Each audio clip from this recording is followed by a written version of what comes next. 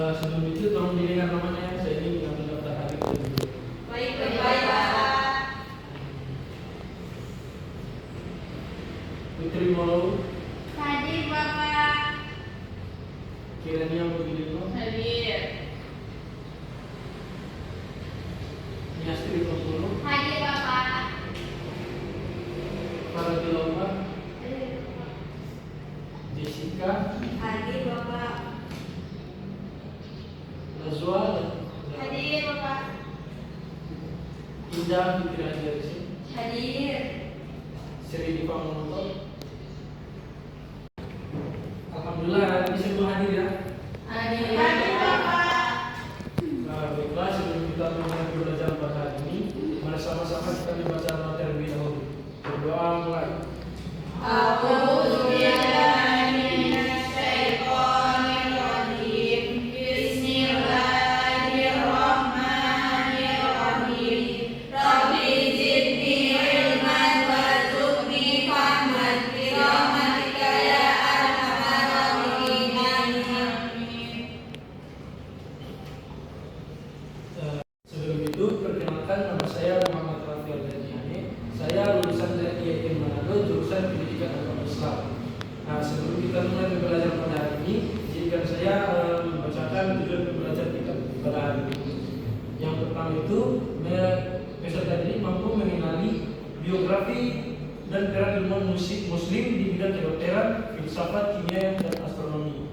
Kemudian mampu mengenali para ulama besar yang contoh di bidang hadis, fikih, tafsir yang lahir pada masa Daulah Abbasiyah.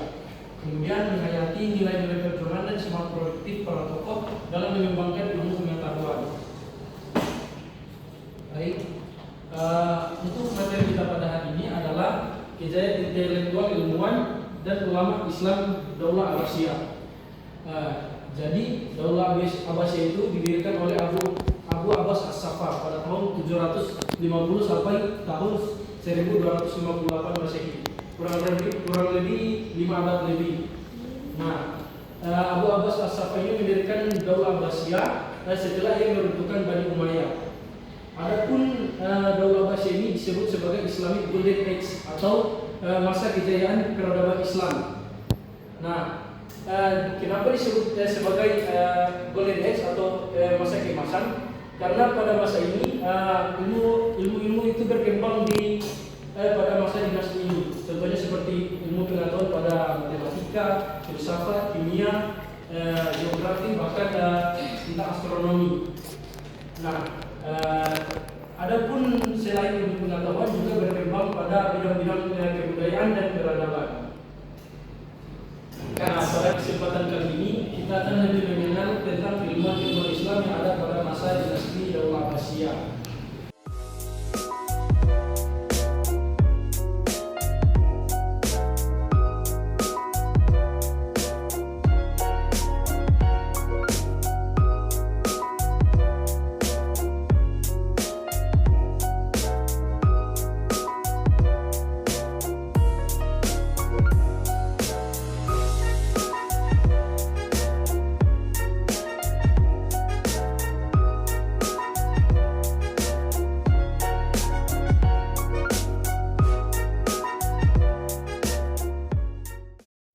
Nah, di sini yang pertama ada bidang kedokteran. Ali Ragban At-Tabari adalah seorang penemu tentang ensiklopedia kesehatan. Kemudian di sini adalah Ibnu Sina. Dia adalah penemu buku monumental tentang Fiqhun al-Tib. Kemudian di sini ada Al-Razi. Dia membahas tentang penyakit cacar dan tentang pembuluh darah. Kemudian pada bidang filsafat Islam, yang pertama ada Al-Kindi. Al-Kindi ini dia disebut sebagai bapak filsafat pertama. Kemudian ada Al-Ghazali, dia disebut sebagai Hujatul Islam atau penemu buku atau penulis buku Ihya Ulumuddin.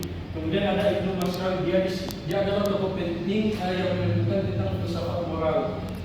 Kemudian di sini ada bidang kimia. Jabir bin Hayyan. Jabir bin Hayyan ini adalah seorang bapak kimia yang memberikan dasar-dasar tentang ilmu kedokteran.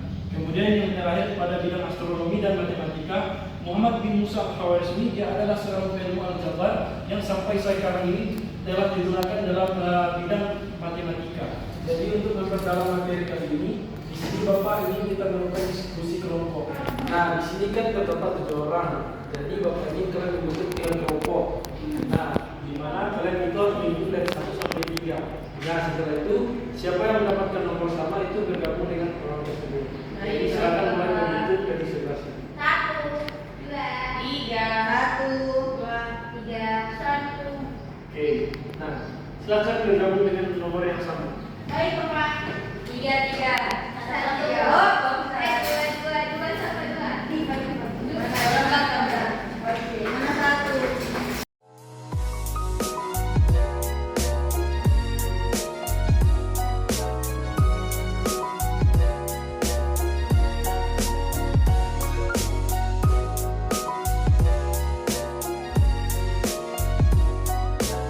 Nah, di sini sudah terdiri beberapa soal yang sudah Bapak tulis. Untuk kelompok 1 itu membahas tentang mengapa dalam Malaysia itu sering disebut sebagai masuk Islam. Untuk kelompok 2 membahas tentang apa kontribusi utama Al-Khwarizmi dalam bidang matematika dan mengapa tinggi hingga sekarang. Dan untuk terakhir kelompok 3, mengapa karya ilmuwan Abbasiyah masih dipelajari sampai saat ini. Baik, Bapak.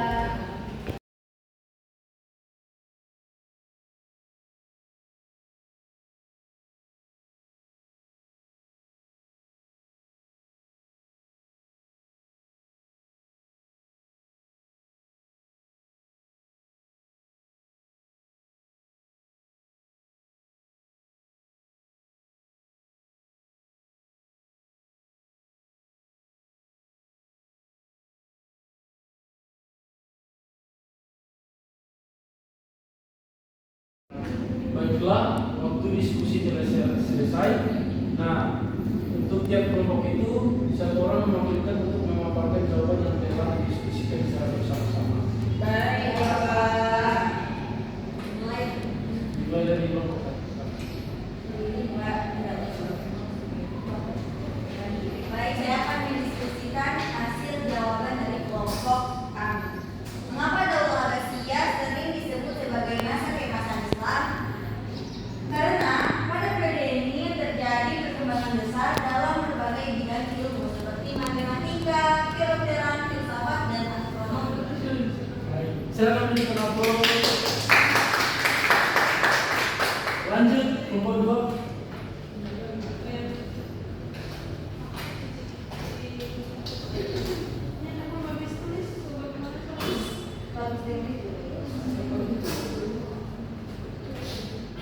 Apa ada bercuma ini?